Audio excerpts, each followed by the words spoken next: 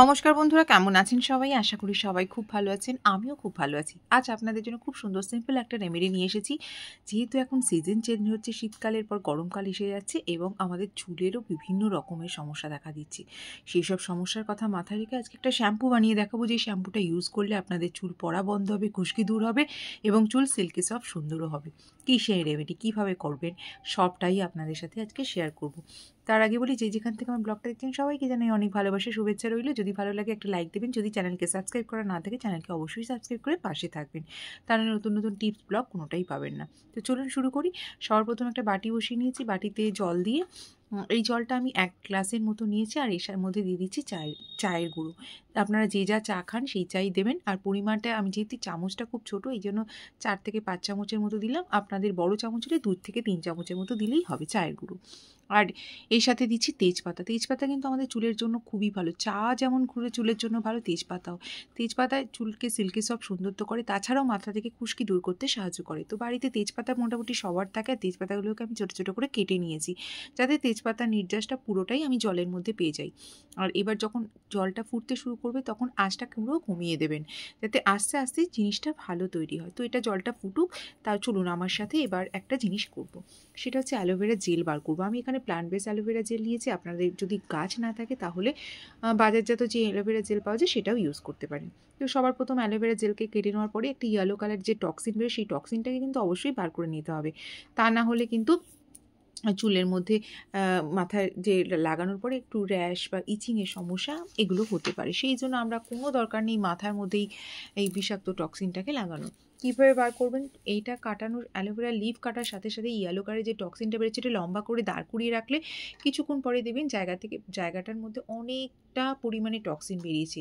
আর আমার মতো যারা পাবলিক আছেন, সময় নেই হাতে, তাদের ক্ষেত্রে বলছি একটু মগে জল নিয়ে এটা দাঁড় করিয়ে রেখে দেবেন 1 ঘন্টার মতো। তারপরে দেখবেন জলটা পুরো ইয়েলো কালার হয়ে গেছে, তখনই বুঝবেন যে এবার অ্যালোভেরা লিপটাকে আমি ব্যবহার করতে পারবো। আর এই যে জলটা বসিয়েছিলাম সেটা পুরো হাফ হয়ে গেছে, অর্থাৎ 1 গ্লাস বসিয়েছিলাম, তখন হাফ গ্লাস যখন হবে তখন এটাকে নামিয়ে দিতে হবে। নামিয়ে দিয়ে এটাকে ঠান্ডা করতে হবে। গরম অবস্থায় আমরা কিছুই করতে পারবো না। ঠান্ডাও হয়ে গেছে প্রায়। এবার এই অবস্থাতে মাথায় লাগানো যাবে না কোনোভাবেই, সেই জন্য আমি একটা স্ট্রেনারের সাহায্যে ছেঁকে নিচ্ছি। এবার যে জলটা রেডি হলো, এই জলটা আপনারা কোনো টোনার হিসাবে ইউজ করতে পারেন, সেটাও কিন্তু ভীষণ ভালো হয় চুলের জন্য। কিভাবে ইউজ করবেন? স্পেয়ার বোতল নেবেন বা তুলোর সাহায্যে সারা মাথায়, মেনলি স্ক্যাল্পে লাগাবেন। স্ক্যাল্পটা কমপ্লিট হয়ে গেলে পুরো মাথায় লাগিয়ে নেবেন, 1 ঘন্টার মতো থাকবেন। তারপরে নর্মাল জল দিয়ে চুল ধুয়ে নিতে পারেন বা শ্যাম্পু করতে পারেন। এইভাবে যদি লাগান তাহলে চুলের অনেক উপকার হবে, চুল পড়া বন্ধ হবে, খুশকি দূর হবে, চুল আস্তে আস্তে কালো হতে শুরু করবে। এটা তো এক ধরনের প্রসেস। এছাড়াও আমি আজকে যেটা আপনাদেরকে করে দেখাবো হচ্ছে একটা খুব ভালো শ্যাম্পু বানিয়ে দেখাবো, যেটা আমাদের চুলকে খুব সুন্দর করবে। সেই জন্য এই যে অ্যালোভেরা লিপ থেকে আমি জেলটাও বার করে নিয়েছি, আর এই জেলটা আমি এই জলটার মধ্যে দিয়ে দিচ্ছি। অ্যালোভেরা লিপ কিন্তু আমাদের চুলকে সিল্কি সফট করতে সাহায্য করবে এবং চুলকে গোড়া থেকে শক্ত এবং চুল পেকে যাওয়ার সমস্যা থেকেও দূর করবে। তো এই জন্য অ্যালোভেরা জেলটা আমি এখানে 1 থেকে 2 চামচের মতন আছে।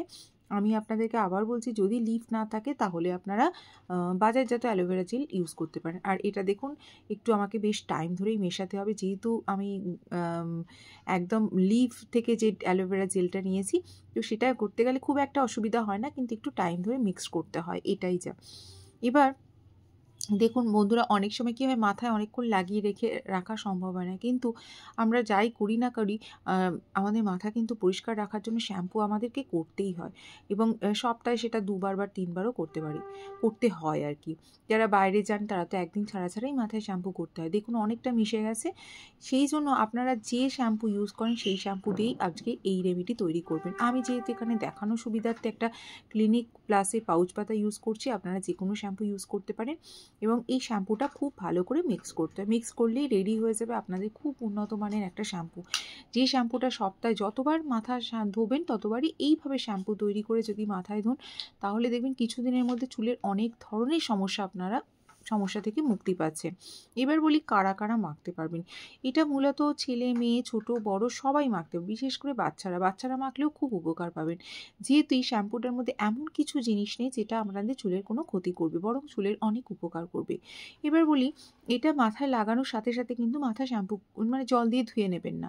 এটা মাথায় লাগিয়ে চেষ্টা করবেন 15 থেকে 20 মিনিটের মতো থাকার। তারপরে হালকা হাতে মাসাজ করবেন। মাসাজ করার পরে প্লেন জল দিয়ে ধুয়ে নেবেন। যেহেতু এটার মধ্যে অলরেডি শ্যাম্পু মেশানো আছে, তাই পরে আর আপনাদেরকে শ্যাম্পু করতে হবে না। এটা লাগানোর সাথে সাথেই মাথায় অনেক ফেনা তৈরি হবে এবং আপনারা বুঝতেই পারবেন এটা খুব ভালো একটা শ্যাম্পু। এবং চুল ধোয়ার পরে, একবার ধোয়ার পরেই দেখতে পাবেন চুলের কতটা পরিবর্তন হয়েছে।